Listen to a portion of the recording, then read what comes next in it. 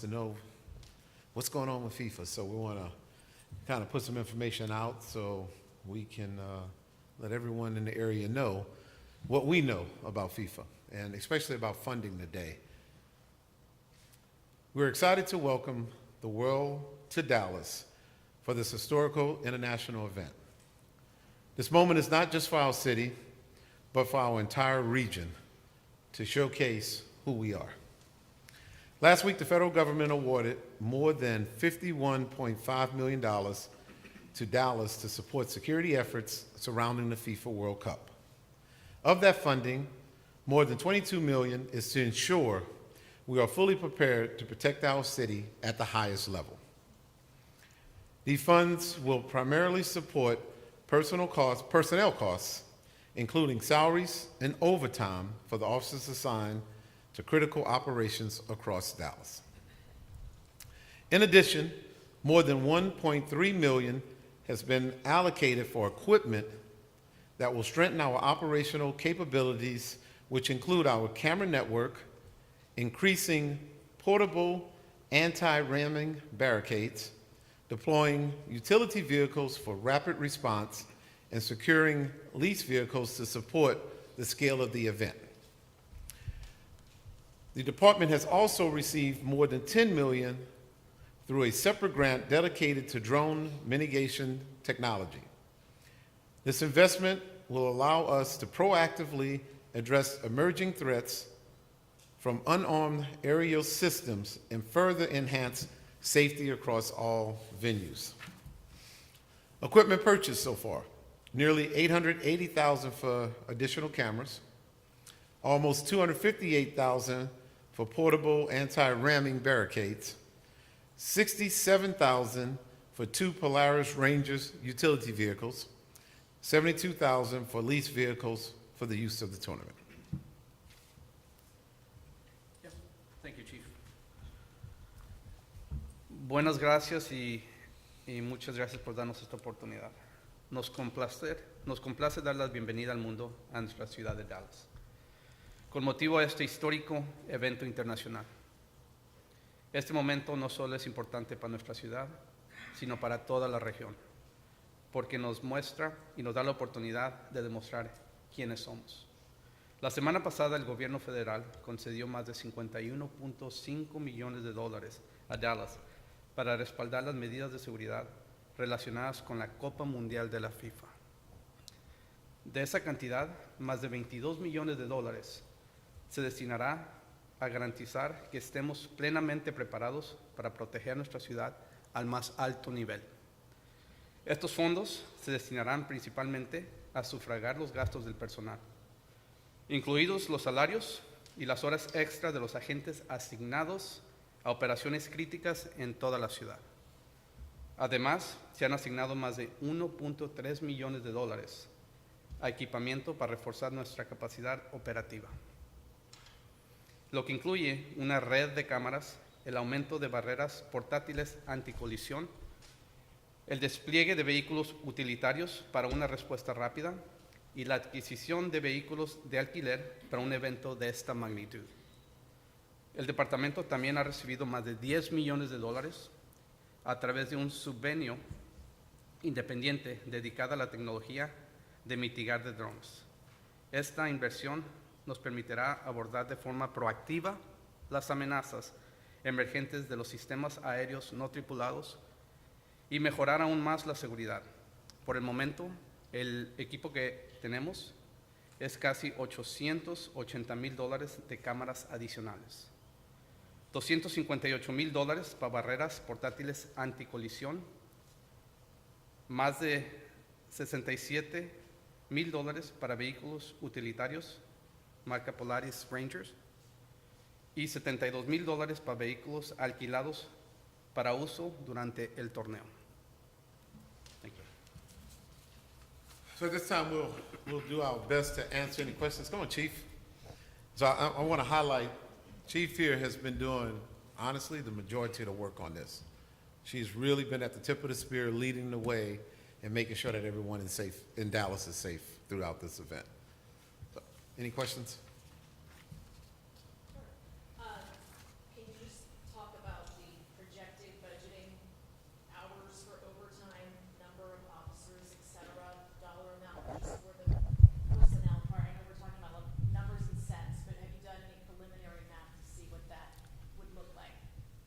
Like Chief said, I'm Assistant Tina Schultz. I am over Patrol Bravo. He gave me a lot of credit, but it is the officers behind the scenes and the teams and the expert planning teams that were working day in and day out to plan this. So I appreciate the credit, but I definitely have to give credit to where credit is due. So as the normal things, we wouldn't talk about the staffing or the operational things. When we look at this, we've met with our FIFA at the International Broadcast Center as well as FanFest, and just based on past experiences and stuff with the State Fair, our staffing levels will cover that to make sure that everyone is safe during their time here in Dallas. It is a mix of the on-duty resources, and there is some overtime projected in that. As for the costs and stuff, hopefully within what we were granted, it covers that, but it could be over, it could be under, just based on the other auxiliary events that we do not know. There's going to be opportunity when the teams start coming in as we go through the knockout rounds, that other teams will be coming in. The fans, that's the variable too, is what bars or restaurants want to host some things and have the watching parties. So a lot of the stuff is still unknown, but because it's unknown doesn't mean we're not prepared for it. We've met with the restaurants and bars and had discussions and talking about the partnerships on, if they host an event, please reach out to us so we can prepare for that as well. And I think one of the things additionally with that, we're being really proactive in talking to business leaders in the areas to make sure that they understand what they can do also through us to keep everyone safe. So we're really being proactive in talking to business leaders throughout Dallas. Yes. And just to clarify, all this funding, is that coming from federal grants? That's where all the funding is coming from? Yeah, it's my understanding. It's through the White House Task Force put together, and it was a grant. I believe it's led through FEMA, and so then each of the 11 host cities were granted a certain amount of that. This is not the full funding picture. There's going to be some more federal resources, some state dollars that could be coming through potentially to help support these costs. That part I'm not going to be able to answer. I mean, some of it is going to be the City of Dallas cost through our general funds and stuff like that. If there's opportunity that pops up, as of right now, I'm not aware of additional grants, but we have a team that is looking. So if additional grants do pop up, we will be sure to apply for those. So again, it's just probably a very, very organic thing. If something pops up, we'll apply. So if you break that down, essentially, money's not going to be the issue. And when I say not the issue, it's not going to be an issue for us keeping everyone safe in Dallas. Whether we have the money or not, whether we get the money back, as a police department, we're going to make sure we have the proper resources out there to keep everyone safe. And that's our job, is to make sure that we keep everyone safe, and we're going to do that to the highest level. Yes. Do you have a message for just the average citizen who might not be attending FIFA, but is also going to have to be trying to navigate downtown, navigate these areas and dealing with this? Obviously, what can they do to make your lives easier, and what message do you have for them to also navigate it the best that they can? This is going to be crazy. Yeah, look, the unfortunate thing, there's going to be traffic all over Dallas. And we have traffic plans out. We're going to do our very best to keep traffic flowing throughout the city. And that's something that we're looking at as a department, to make sure that we can try our very best to keep traffic flowing. But for everyone that lives in Dallas, man, this is probably once in a lifetime that an event like this is going to take place. So we want everyone that lives in Dallas to enjoy the events also, come out and see what the city has to offer at a time like this. What have y'all kind of done to kind of prepare for this? I know Dallas has hosted many very large events, but this is very unique for the international capacity of it. So what have y'all kind of done to prepare, like, plan-wise? Look, behind the scenes, there's a whole lot going on. The team is really working every single day for the past 2 years preparing for this, along with sending some team members to Mexico to witness some of the games that's going on in the soccer events where they have other international teams there. We're letting our personnel go there so we can make sure we do everything to keep everyone safe here. We went out to Qatar earlier in the year, and what was interesting, we were able to see exactly how they protected everyone at the World Cup. We were able to go through their intelligence center and see the contacts that's given for a lot of these teams from other countries. And we're in contact with members from other countries about their team to make sure we understand exactly what's going on. I think we have one here. Nope. All right, going back to you. How does the investment in the camera network help with the overall visibility in the city, especially at a time like this, or maybe giving you visuals in areas maybe you didn't have before? Look, here's the great thing about Dallas, and I say it all the time. We have some amazing officers. We solve a lot of crimes. But without cameras, we wouldn't solve as many crimes. we can see what's going on. So when you have bad people trying to do bad things, we have an eye in the sky. It helps us solve crime. So anytime we can put up an extra camera where we can see a bad person doing bad things and we can bring them to justice, it's a really good thing. Is this extending that footprint that you already have with block cameras, et cetera, or are we using different contractors for different cameras? Well, we are putting up more cameras right now, so we're adding to the system that we have. Yes. Are those cameras coming down after the World Cup, or are they staying up? No, some of the cameras are going up permanently, and we will have some that are mobile, but the ones that are going up permanent we'll be able to utilize.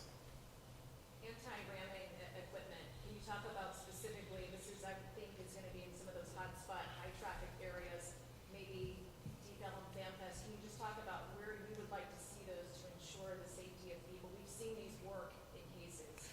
And so the biggest thing is we're looking where we're gonna have that high foot traffic, where we wanna make sure cars can access certain areas. So like Deep Ellum is one for certain that we will put additional barricades out there. And the whole thing is to make sure we keep everyone safe. Cars, we don't want cars in certain areas and to be able to go down certain streets. So we'll utilize this type of equipment to assure everyone's safety. You said you've been to other places where they had either similar or pretty much exact moral bazaar. Did they bring up their major issues? Did they have any major instances where people were in danger that you could learn from, or did pretty much things go smoothly for them there? Look, from every meeting that we've had, we always take away and learn certain things. And some of the things, this is where, we don't want to discuss everything, right? And you can't discuss everything. But we are definitely taking all the intel in to make sure that some of the bad things don't happen here. And it raises up our antenna to make sure that we're watching in certain areas to make sure those things don't happen here. Yes? I don't know if you answered this already, but you said $10 million for drones. I guess how many drones and how those drones be used around the city? Look, I don't have the breakdown of how many, but we're a city that we're really looking at drones, not only for FIFA, but forever. We want drones to be a part of what we do as the Dallas Police Department, and it's an area that we're working on right now. Technology, every single day is working on it, and every single day that goes by, we're getting closer and closer to having drones up in the sky. FanFest will arguably be one of the highest priorities considering, up to 35,000 people there a day. Can you talk just in general what community's approach is into securing an area with that amount of people on a daily basis for days on end, or for those days that we're seeing play action? So one of the things that Dallas is really good at, you have the State Fair, and you have UT versus Oklahoma. Make sure I get that right. So we have that practice, and we've been practicing on that for years and years, right? So we're looking at that like 45 days in a row, that type of event. So we have good practice, and we're going to continue to implement things that the city has seen before in events like that. And I'm going to let Chief expand a little bit because this is a conversation we had yesterday. Yeah, so Chief said most of it right. Yeah. But, we're having meetings with the C3 staff, some of the FIFA staff, as well as our staff. And so we're just going through, and these are bi-weekly meetings that we're talking about different touch points and where we want to put the barricades, how we want to manage that pedestrian traffic, and the entry points and things like that. So these are normal discussions that when we're sitting there, we're trying to say, hey, where's the hole? How can we fill it? And then we're going to have these partnerships. You're going to have your private security. You're going to have your on-duty resources. You're going to have the FIFA staff. And so working together, we're going to have a safe event. And I don't want to dismiss, DART has been involved in those conversations too, because a lot of this is going to be that public transit. And so DART has been very involved in those conversations as well. So I don't want to dismiss their partnership. And I think to Chief's point, one of the good things is everyone here in North Texas gets along really well with law enforcement. So all the chiefs, all the assistant chiefs, and all the different departments are talking on a regular basis to make sure that, because we know it's going to be bleed over. We're all talking on a regular basis to make sure that we do it right. Yes? Do you think the police presence that you guys are going to have, during FIFA, is it going to be overwhelming? Do you feel like people, coming from other countries are going to feel overwhelmed? Or you kind of want it to feel obviously more safe? Look, our goal is to make sure that everyone comes here, they feel safe, they can have a good time, they can enjoy what Dallas has to offer, and they don't have to be afraid or worried about anything. Yes. What have y'all done manpower-wise? Like, I know y'all have outside agencies that are working with you. What kind of impact will this have on manpower as far as, will a lot of overtime be required?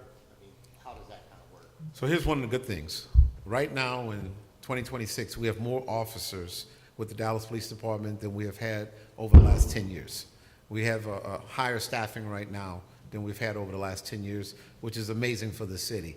And it's showing what the police department is about. We have people who want to become Dallas police officers, and we're utilizing that. So with the fact that we have more officers, will there be overtime? Absolutely. There's going to be overtime. It's going to be all hands on deck, and we're going to do whatever we need to do to make sure we have that proper presence out there.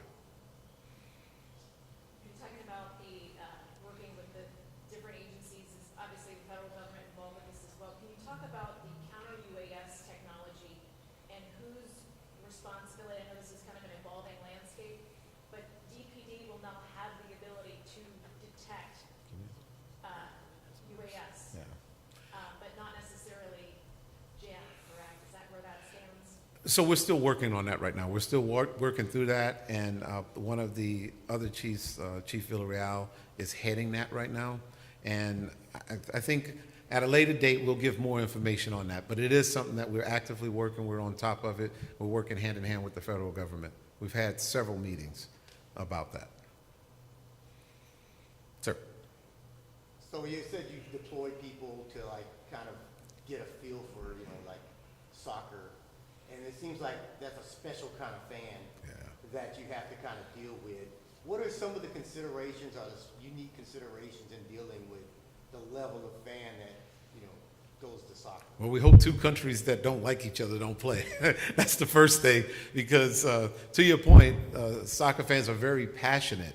And it's been, you know, I've had conversations where, you know, you have on a T-shirt from a different country and they don't like each other, and they'll say, okay, well, let's just have a friendly fist fight.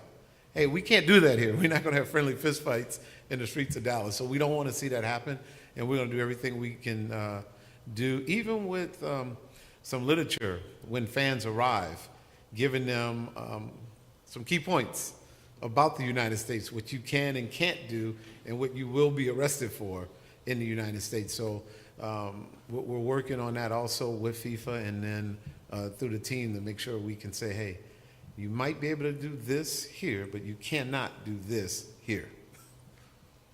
This is a prime spotlight for potential protests, people, organizations doing stuff like that. Will that be tolerated, or how are y'all going to do it? Look, we're not going to violate anyone's rights, right? If they can do it legally, we're going to be there to protect them for their legal rights.